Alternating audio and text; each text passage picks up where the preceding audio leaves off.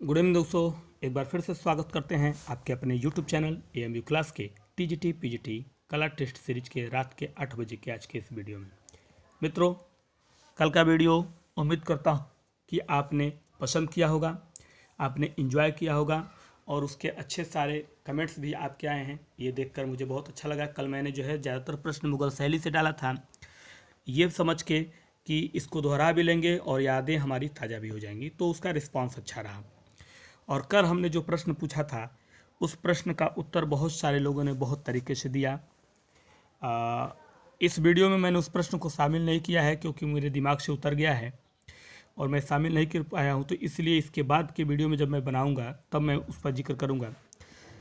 एक बात और बता देना चाहता हूँ कि आज का वीडियो जो आपको मैं दे रहा हूँ रात 8 बजे आपके अपने चैनल एएमयू क्लासेस पे डेली जो दिया जाता है और शाम को 6 बजे टेलीग्राम पे। तो मित्रों, ये वीडियो जो मैं आज का दे रहा हूँ आपको, तो आज पढ़ाने के बाद कल 11 तारीख जो है 11 तारीख में आपको मैं वीडियो नहीं दे पाऊँगा, यानी आपको मैं वीडियो 11 तारीख का नहीं दे पाऊँगा। इसीलिए मैं आपको बता दे रहा हूँ वीडियो शुरू करने से पहले। रीज़न ये है कि हमारे सिस्टर का मैरिज है उस दिन, मेरे सिस्टर का मैरिज पड़ा हुआ है उस दिन और मैं उसमें व्यस्त होने की वजह से आपको जो है वीडियो नहीं दे पाऊँगा। इसलिए 11 तारीख में आपसे माफ़ी चाहता हूँ कि 11 तारीख में यानी कल, आज मैं ये वीडियो दे रहा हूँ, कल मेरे घर मैरिज है मेरे सिस्टर की, इसलिए मैं जो है आपको वीडियो नहीं दे पाऊँगा। तो इसके लिए जो है मैं चाहूँगा कि आप लोग पीछे के वीडियो को देखिएगा, ठीक है। ये आपको नोटिफिकेशन देना था इस क्लास को शुरू करने से पहले। तो चलिए शुरू करते हैं आज की क्लास पहली क्वेश्चन के साथ। और पहला क्वेश्चन है कि किस शैली ने चित्रकला के दक्षिणी शैली को प्रभावशील ढंग से प्रभावित किया। इनमें से वो कौन सी शैली है जिसने चित्रकला को दक्षिणी शैली की प्रभावशील ढंग से प्रभावित किया। विजयनगर शैली, राजपूत शैली, मुगल शैली या अजंता शैली। ठीक है, किस शैली ने किया मित्रों? तो इसका राइट आंसर आपका हो जाएगा ए, विजयनगर शैली ने। ठीक है, आगे बढ़ते हैं। अगला प्रश्न देखिए, दूसरे का कहना है आखेट चित्र किसके समय में बनाए गए, यानी आखेट से संबंधित जो चित्र थे किस शासक के समय में मुगल के बनाए गए हैं। अकबर के, औरंगजेब के, जहांगीर के या हुमायूं के। एक बार फिर मैं आपको बता देना चाहता हूँ कि कल मैं आपको वीडियो नहीं दे पाऊँगा, यानी कल आपको वीडियो नहीं मिलेगा।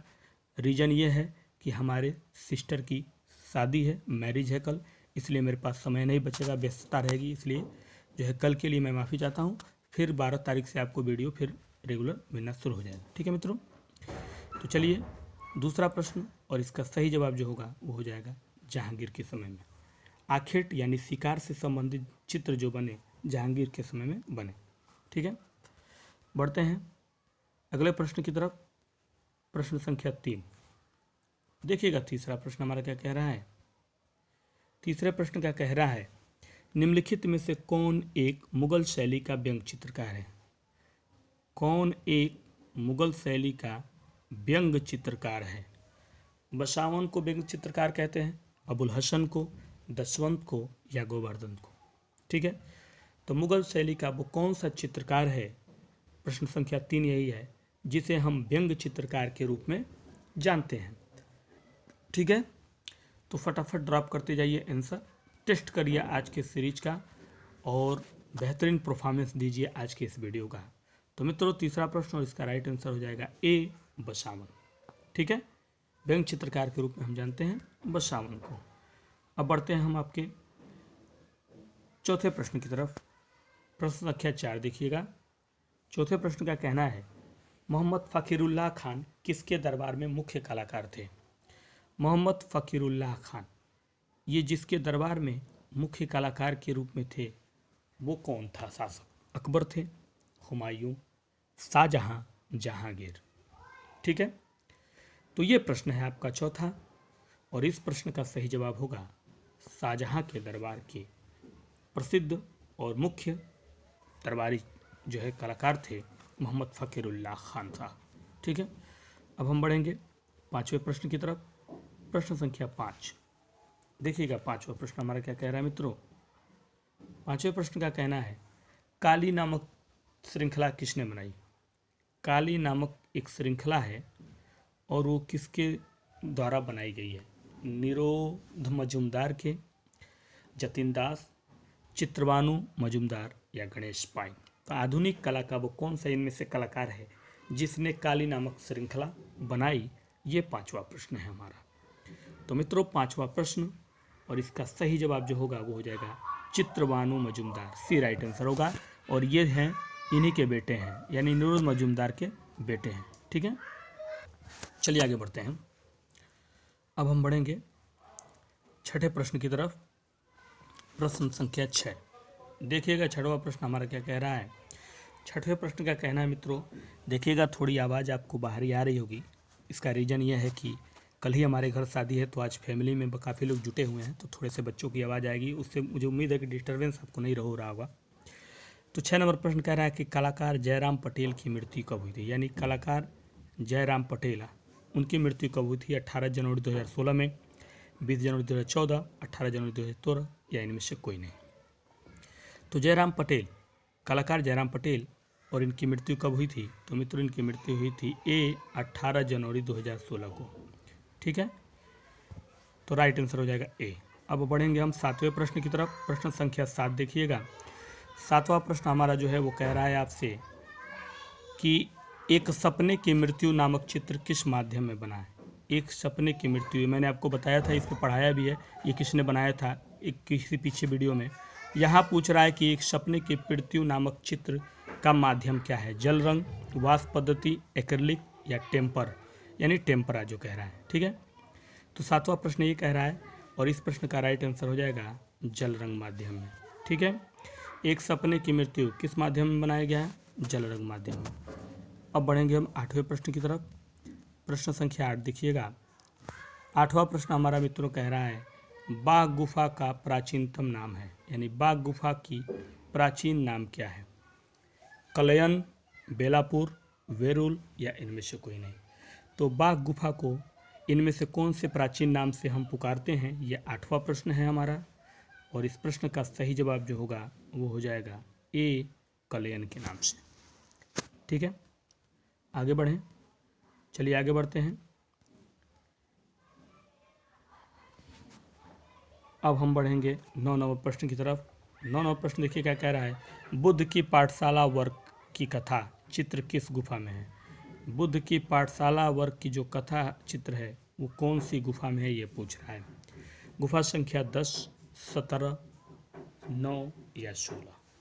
ठीक है, 9 नंबर प्रश्न, और फटाफट कमेंट्स बॉक्स में कमेंट्स करते जाइए, क्योंकि वीडियो का उत्तर मैं जो है इसलिए जल्दी जल्दी दे रहा हूँ ताकि जो है भीड़ है घरों में और आवाज़ें ज़्यादा आएंगी तो आप डिस्टर्ब होंगे, इसलिए मैं चाहता हूँ कि आज आपको वीडियो दे दूँ ताकि कल मुझे किसी जो है मैं फ्री रह सकूँ एक दिन। ठीक है, तो मित्रों इस प्रश्न का राइट आंसर हो जाएगा गुफा संख्या 16। ठीक है, अब बढ़ते हैं प्रश्न संख्या 10 की तरफ। 10 नंबर प्रश्न देखिएगा क्या कह रहा है। 10 नंबर प्रश्न का कहना है अंधे माता पिता की सेवा करता साम जातक चित्र किस गुफा में है?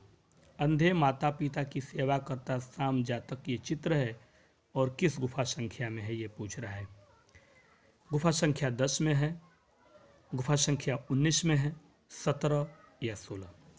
तो वेरी इंपॉर्टेंट प्रश्नों की सीरीज रहती है। हमेशा कोशिश करता हूं कि आपको जो है अच्छे से अच्छे कोशिश रही है मेरी कि आपको प्रश्नों की सीरीज दूं, जिससे कि आपकी तैयारी आने वाले भर्तियों में कभी मिस ना करे और हमें भी एक नाम मिले कि हाँ मेरे वजह से कुछ बच्चे जो है अच्छा परफॉर्मेंस में करके कहीं ना कहीं टीचर हो गए हैं। तो मित्रों इसके लिए आपको रेगुलरिटी बनाए रखनी पड़ेगी और इस प्रश्न का जो हमारा जो जवाब होगा वो हो जाएगा गुफा संख्या 10 में। ठीक है, अब हम बढ़ेंगे 11वें प्रश्न की तरफ। प्रश्न संख्या 11 देखिएगा। 11वां प्रश्न जो है हमारा कह रहा है अजंता नामक गुफा का प्राचीनतम प्रमाण किस ग्रंथ में मिलता है? अजंता नामक गुफा का प्राचीनतम प्रमाण जिस ग्रंथ में हमको मिलता है उस ग्रंथ का नाम क्या महाभारत है, क्या महामयूरी है उस ग्रंथ का नाम, कामसूत्र या विष्णु धर्मोत्तर पुराण? तो इनमें से वो कौन सा प्राचीनतम ग्रंथ है जिसमें प्रमाण मिलता है अजंता नामक गुफा का? 11 नंबर प्रश्न हमारा यही कह रहा है और इस प्रश्न का सही जवाब मित्रों होगा महामयूरी ग्रंथ। इसी में मिला है अजंता नामक गुफा के प्रमाण। ठीक है, तो आगे बढ़ते हैं बिना देर करते हुए और पहुंचते हैं हम 12वें प्रश्न की तरफ। 12वां प्रश्न देखिए हमारा क्या कह रहा है। एलोरा के कैलाश मंदिर को और किस नाम से जाना जाता है? यानी एलोरा में जो कैलाश मंदिर है उसको एक नाम से और जाना जाता है। क्या वो पंचमहल है, उसका नाम शीश महल, रंग महल या चैत्य? तो एलोरा की गुफा को यानी एलोरा में कैलाश मंदिर जो है उसको हम किस नाम से और पुकारते हैं? तो मित्रों उसको पुकारते हैं रंग महल के नाम से। किस नाम से? रंग महल के नाम से। अब हम बढ़ेंगे प्रश्न संख्या 13 की तरफ। 13 नंबर प्रश्न देखिएगा क्या कह रहा है। 13 नंबर प्रश्न मित्रों का कहना है कैलाश मंदिर के चारों कोने पर किस पशु की आकृति बनाई गई है? यानी एलोरा में जो कैलाश मंदिर है उसके चारों कोने पर एक पशु की आकृति बनाई गई है। वो पशु कौन सा है? 4 सिंह हैं वो, 4 हिरन हैं, 4 हाथी है या 4 बैल है? तो फटाफट मित्रों कमेंट्स बॉक्स में कमेंट्स करते जाइए। सवालों का अगर सिलसिला आपके पास है तो भेज दीजिए कला से, बाकी लोगों को शेयर कर दीजिएगा। सवालों का सिलसिला अगर कला से संबंधित कोई डाउट सा है तो वो भी आप भेज दीजिए, वो भी क्लियर कर दिया जाएगा। और इस प्रश्न का हमारा जवाब होगा ए 4 सिंह। यानी एलोरा के कैलाश मंदिर के चारों कोने पर जिस पशु की आकृति बनाई गई है वो 4 सिंह है। ठीक है, समझ में आ गया। अब बढ़ते हैं हम प्रश्न संख्या अगले प्रश्न की तरफ। ठीक है, 14 नंबर प्रश्न है हमारा। पूछ रहा है अजंता शैली को गुप्त शैली के नाम से किसने पुकारा? यानी अजंता शैली को गुप्त शैली के नाम से जिस कला इतिहासकार ने पुकारा था, क्या वो प्रेमचंद्र थे, राय कृष्णदास, स्टीव स्मिथ या अनंत कुमार स्वामी? तो इनमें से किस शख्स ने अजंता की गुफा को गुप्त शैली के नाम से पुकारा था? 14 नंबर प्रश्न हमारा यही कह रहा है और इसका राइट आंसर हो जाएगा मित्रों राय कृष्णदास ने। ठीक है, किसने? राय कृष्णदास ने। अब हम बढ़ेंगे 15 नंबर प्रश्न की तरफ। प्रश्न संख्या 15 देखिएगा। 15 नंबर प्रश्न हमारा क्या कह रहा है। 15 नंबर प्रश्न का कहना है एलोरा गुफा किस कला के लिए ज़्यादा प्रसिद्ध है? जो एलोरा की गुफा है वो कौन सी कला के लिए प्रसिद्ध है ज़्यादातर? यानी ज़्यादातर उसमें कौन से संबंधित कला बने हुए हैं? मूर्ति कला है, चित्रकला है, स्थापत्य कला है या भित्ति चित्रकला ज़्यादातर आपको मिलते हैं। तो एलोरा की गुफा में किस तरह के जो है चित्र यानी किस तरह की कला जो है ज़्यादातर हमको देखने को मिलती है? तो मेरे तो इस तरह का राइट आंसर हो जाएगा ए मूर्ति कला। यानी मूर्तियाँ एलोरा में हमको ज़्यादा देखने को मिलती हैं और एलिफेंटा भी मूर्तियाँ ही देखने को मिलती हैं। ठीक है, अब आगे बढ़ेंगे। प्रश्न संख्या आपका 16 प्रश्न देखिएगा। प्रश्न का कहना है सिगिरिया की महिला आकृति को किस यानी सिगिरिया जो गुफा है उसमें महिला की आकृति को किस वेशभूषा में बनाया गया? यानी किस तरह की वेशभूषा में सिगिरिया की गुफा में महिलाओं की आकृति को बनाया गया है? अर्धनग्न, विस्तार रूप से, दोनों तरीके से या इनमें से कोई नहीं?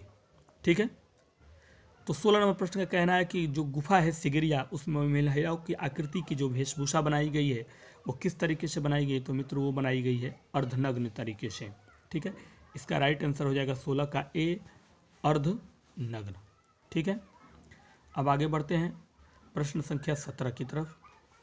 17वां प्रश्न देखिएगा क्या कह रहा है। धीरे धीरे आप अपने प्रश्नों की तरफ बढ़ रहे हैं और फंक्शन होने की वजह से भी मैं सोचा हूं कि आज आपका मिस ना करूं ताकि मैं सिर्फ एक ही दिन अपनी छुट्टी ले सकूं 11 तारीख को कल। तो कल आपका वीडियो बस नहीं रहेगा मित्रों। कोशिश करके आज मैंने आपको वीडियो दे दिया ताकि आपकी जो है रेगुलरिटी बनी रहे, बीच में लय ना टूटे। तो 17वां प्रश्न का कहना है कि सिगिरिया की गुफा बी में कितने चित्र हैं? यानी सिगिरिया गुफा का जो बी पोर्शन है, पार्ट है, सिगिरिया गुफा बी में कितने चित्र हैं? 5, 8, 4 या 6? ठीक है, 17 नंबर प्रश्न का यही पूछना है कि सिगिरिया गुफा में का जो बी हिस्सा वाला हिस्सा है उसमें कितने चित्र हैं? तो मित्रों उसमें है 4 चित्र। इसका राइट आंसर क्या हो जाएगा? सी, 17 नंबर का। ठीक है, अब बढ़ेंगे हम 18 नंबर की तरफ। प्रश्न संख्या 18 देख लीजिए। 18 नंबर प्रश्न क्या कह रहा है? 18 नंबर प्रश्न का कहना है, कुलीन स्त्री अपने हाथ में पुष्प लेकर बौद्ध मठ की तरफ जाते हुए चित्र किस गुफा में है? कुलीन स्त्री अपने हाथ में पुष्प लेकर बौद्ध मठ की तरफ जा रही है। ये जो चित्र है किस गुफा में चित्रित है? बाघ की गुफा में, जोगीमारा की गुफा में, अजंता की गुफा में या सिगरिया की गुफा में? ठीक है, तो मित्रों 18 नंबर प्रश्न और इसका राइट आंसर हो जाएगा डी, सिगरिया की गुफा में। यानी कुलीन स्त्री हाथ में पुष्प लेकर बौद्ध मठ की तरफ जा रही है, इस तरह का चित्र जो है सिगरिया गुफा में चित्रित है। 18 नंबर का राइट आंसर डी होगा। अब हम बढ़ेंगे 19 नंबर प्रश्न की तरफ। प्रश्न संख्या 19 देख लीजिए, आपका क्या कह रहा है? 19 नंबर का कहना है मित्रों, किस गुफा में पुरुषों को धोती और कुर्ता पहने अंकित किया गया है? पुरुषों को धोती और कुर्ता ये पहने हुए अंकित किया गया है कौन सी गुफा में? एलिफेंटा, जोगीमारा, अजंता या एलोरा। ठीक है, तो कौन सी गुफा में पुरुषों को धोती कुर्ता पहने अंकित किया गया है, ये हमारा प्रश्न है। प्रश्न को जब भी ध्यान दीजिए तो ये देखिए कि कहाँ चित्र शब्द इस्तेमाल किया गया है, कहाँ मूर्ति शब्द इस्तेमाल किया गया है। अब यहाँ अंकित शब्द है, मतलब यहाँ चित्र की बात कर रहा है ना कि मूर्ति की। तो जब भी मूर्ति की बात करेगा तो ज़्यादातर ऑप्शन में आपका एलिफेंटा और एलोरा ही ऑप्शन होगा, लेकिन यहाँ चूंकि चित्र की बात कर रहा है तो जाहिर सी बात है एलिफेंटा में तो कभी होगा ही नहीं। एलोरा में भी कुछ मिले हैं, बाकी सब मूर्ति ही मिले, तो बचते हैं 2 ऑप्शन। तो इसका राइट आंसर हो जाएगा अजंता। ठीक है, तो इस तरह के भी लॉजिकली आप क्वेश्चनों को तैयार कर सकते हैं।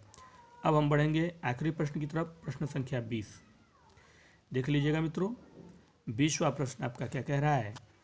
इस वीडियो का 20वां प्रश्न कह रहा है, बुद्ध का जन्म लेते ही 7 कदम चलने वाली कथा नामक चित्र किस गुफा में?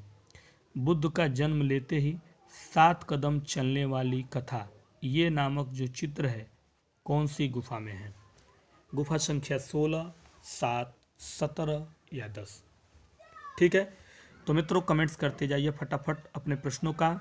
आज के इस वीडियो में बहुत व्यस्तता होने की वजह से घर में, फिर भी मैंने सोचा कि आज गैप नहीं होना चाहिए, आज आपको वीडियो दे देना ही चाहिए कुछ ना कुछ, ताकि जो है आप कुछ ना कुछ पढ़ें।